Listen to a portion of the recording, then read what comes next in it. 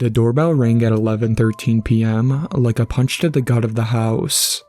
It was either somebody in trouble or somebody who needed to be taught some manners, I figured. I set down my nightcap and went to check the door. I couldn't see anybody through the window and the door, so I opened it up. There was nobody there. I took a few steps outside into the night and looked around. There was nobody there. I heard something crinkle under my foot and looked down to see an envelope there. I bent down and picked it up. I opened the envelope and there inside were some Polaroid pictures of my 4-year-old daughter sleeping in her room. In one of them, she was wearing the new doctor pajamas that I had helped her get into earlier that night. In others, she was wearing different pajamas.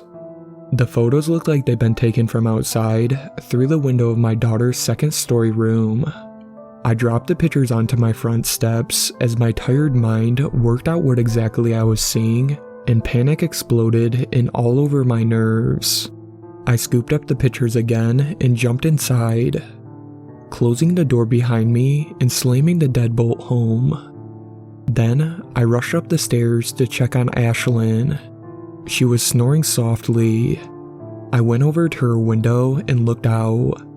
There was an extension ladder leaning against the side of the house, right next to the window. I double-checked that the window was locked, then left Ashlyn's room and went to check on my wife. Sasha was also snoring, sprawled out on the bed asleep. I hurried downstairs to the kitchen where my cell phone was charging. There was a notification from a text message from an unknown number. It read, "I've jammed your signal and cut your cables. There's no way out.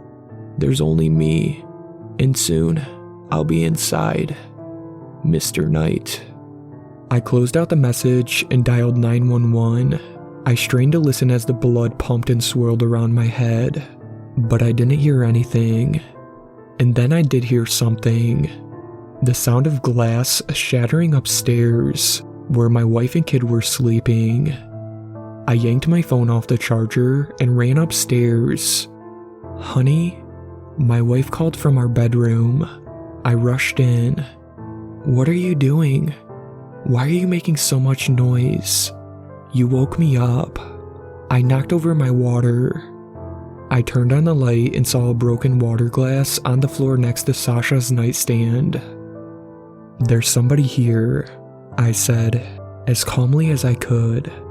"Look." I tossed the Polaroids onto the bed. Then I pulled the text message back up on my phone and tossed that on there too. Sasha blinked the sleep out of her eyes and looked at the first pictures, then the text message. Then she looked up at me with frightened eyes. "Is this real?" she asked. "It is." She was out of bed in a second, rushing past me. "What are you doing?" I asked. "Our child," she said. "What are you doing?" We both ran into Ashlyn's room where she was still sleeping, oblivious to any kind of danger. "There's a ladder outside," I whispered. "That's how we got up and took the photos." "You've tried 911?" Sasha asked, walking over to the window. I saw her look out and frown, her face dimly lit in the moonlight. "There's no ladder here." "Yes," I said. "He's jammed the cell signal somehow." Then I looked out the window myself. The ladder was gone, and there was a ladder here. He must have moved it.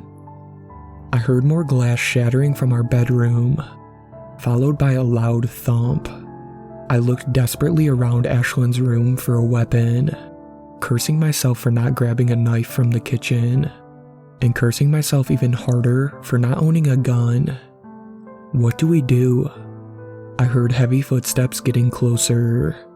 He was in the hall between Ashlyn's room and the stairwell. We were trapped. My mind screamed in animal fear as I ran over and locked the door to the room. "We have to jump out the window," said Sasha. "I'll go first. Then you drop Ashlyn down to me. Then you come." Before I could respond, Sasha had already flung the window open and was halfway out. "Now," she said, as the slow footsteps thunked their way closer. Then she was gone from sight. I didn't think about what I was doing. I scooped Ashlyn from her bed. She mumbled something as she started to wake up. I carried her to the window and looked down. Sasha was standing down there, reaching her arms up. "Do it," she screamed. I dropped my child out the window. I watched her fall into the night, helplessly. From a distance I could easily kill her if she hit the ground the wrong way. I heard her scream in terror as she fell. Then Sasha had Ashlyn in her arms. The footsteps stopped right outside of the door and the doorknob started to rattle. I jumped out the window. As I landed on the grass, an explosion of pain shot up my leg. "Get to the car," I screamed to my family. I heard a loud crash come from above and looked up. A moment later, I saw a head emerge from the window and look down. The head was covered in a black ski mask, then it was gone from sight. I hobbled behind my family around the house to the driveway. There was a spare key under the car in a magnetic box, and by the time I turned the corner, Sasha was already reaching around for it with one hand, while the other arm was wrapped around Ashlyn, who was wailing in horror and confusion. When I got close enough, I saw that all the tires were deflated. Sasha pulled the box out and slipped the lid off. She unlocked the doors and got in the back seat with Ashlyn just as I finally reached the car. I got in the driver's seat and reached back for the keys. As I put them in the ignition, I looked up to see the front door of our house open. A man was standing there dressed in all black, holding a massive axe. I started the car and backed out of the parking spot as the man took a step forward. The car thumped up and down as it rode on 4 flat tires. I got it turned around and started heading up our long dirt driveway. I tossed my phone back to Sasha. "Keep trying 911. I shouted over Ashlyn's cries. "Now Ashlyn, I know that this is very scary, but everything's going to be okay. You have to be very quiet now because Mama has to make a phone call, okay?" Ashlyn quieted down to a whimper. In the rearview mirror, I saw her helpless face soaked in tears. Sasha was able to get through to 911. Just as we came to a massive tree that was lying down across our driveway, I heard her explain the situation with amazing calm as I broke down in total fear. I got out of the car, walked over to the tree, and tried mindlessly to push it out of the way. It was no good. Even with the 3 of us pushing, it would be no good. I heard the gravel crunch from somewhere off behind me. I got back into the car and drove straight into the tree, but that was no good either. The car had no traction.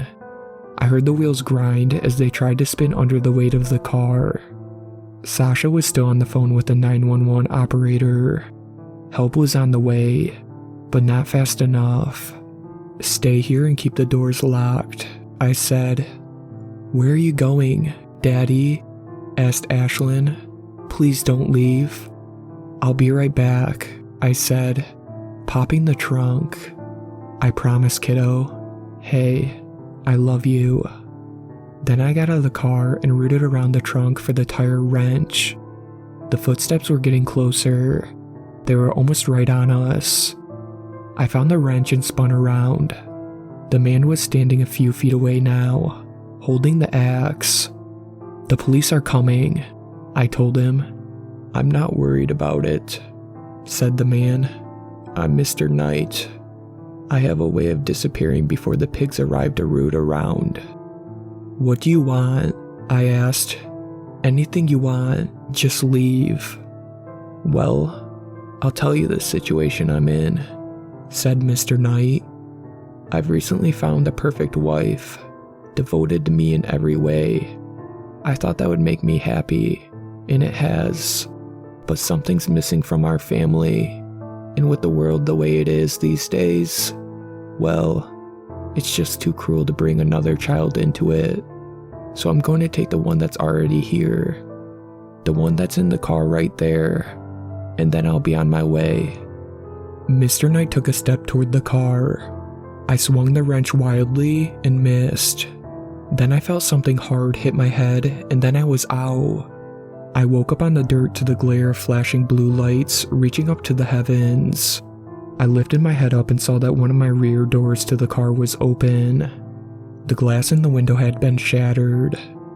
A cop was standing there, looking inside the car. I pushed myself up. "Don't move," said another cop. I looked over and saw that he was pointing the gun at me. "That's my family in there," I shouted. "Are they okay?" I took a pained step forward. "Sir, this is your last warning. Do not move."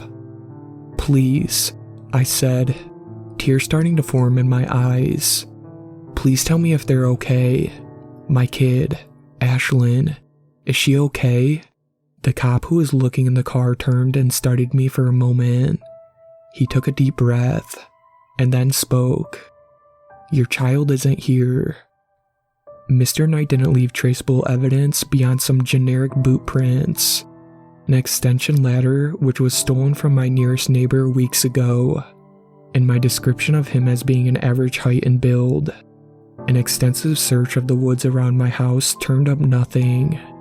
It's like he disappeared into the night. Please, he has my daughter. If anybody knows anything about someone calling himself Mr. Knight, please let me know.